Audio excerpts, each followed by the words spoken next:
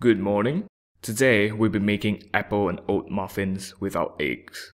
First of all, we will need apples, preferably Granny Smith apples, the green ones, because of its tartness and its ability to hold itself even under high heat.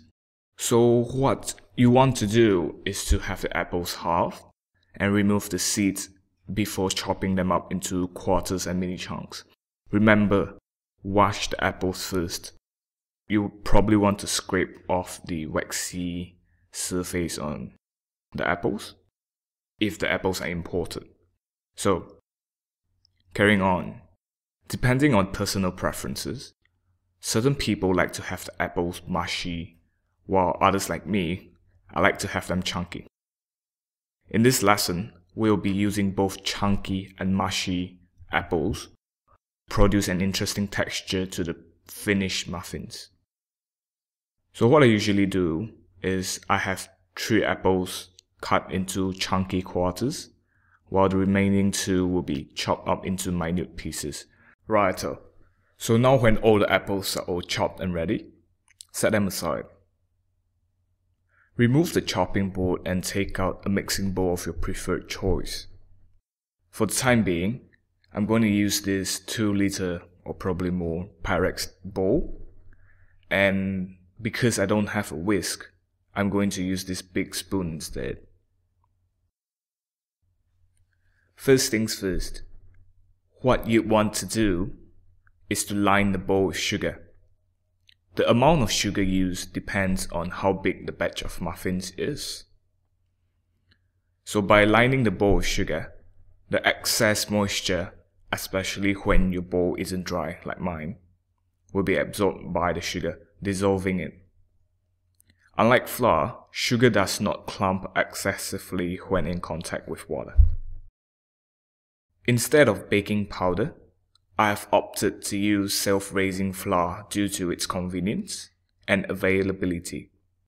However, if you are using baking powder, just add 2 teaspoons of the powder to every cup of plain flour, and you will be right.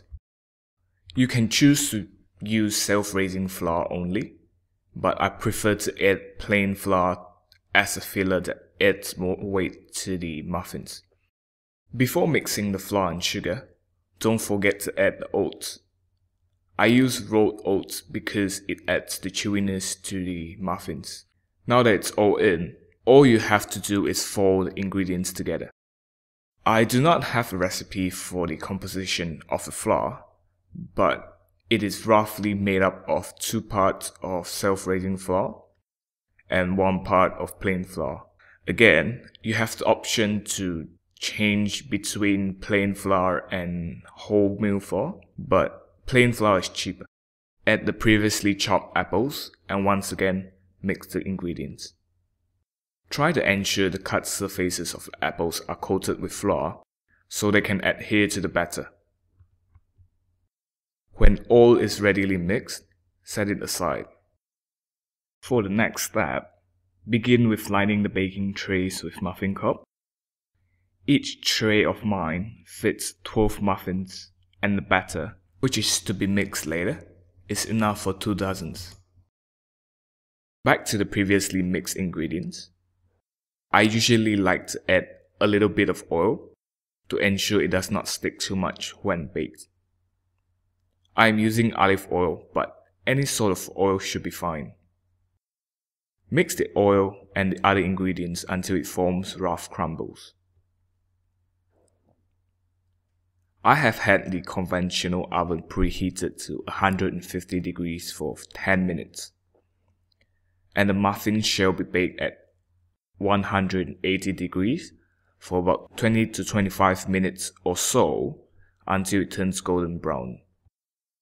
Most of the time when I'm mixing the batter, I do not have a measuring cup or guide, so what I do is I always stick the whole mixing bowl under the tap and add water straight from the pipes. For the purpose of this guide, I'll be using a soup bowl of unknown size. You can choose to add the water bit by bit or all at once as this depends on your whisking abilities. By adding the water all at once, you might accidentally add too much water, ruining the mix. Stir right to the bottom to get everything mixed in. The longer you stir, the easier it will be. When mixing the batter, try to ensure that there are little to none air pockets of unmixed flour, as it will give you a nasty surprise when you're eating it. On the other hand, you do not want the batter to be completely smooth. This ruins the chewy texture. Moderation is key in this phase, and let trial and error be your guide.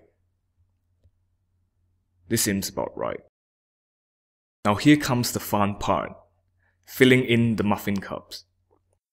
I usually hoist the entire tray up to add a dollop of batter to each cup. However, this is always messy and it tends to spill out. So what I do is I pick up individual cups and carefully spoon in the batter. As you can see, I'm not very good at this.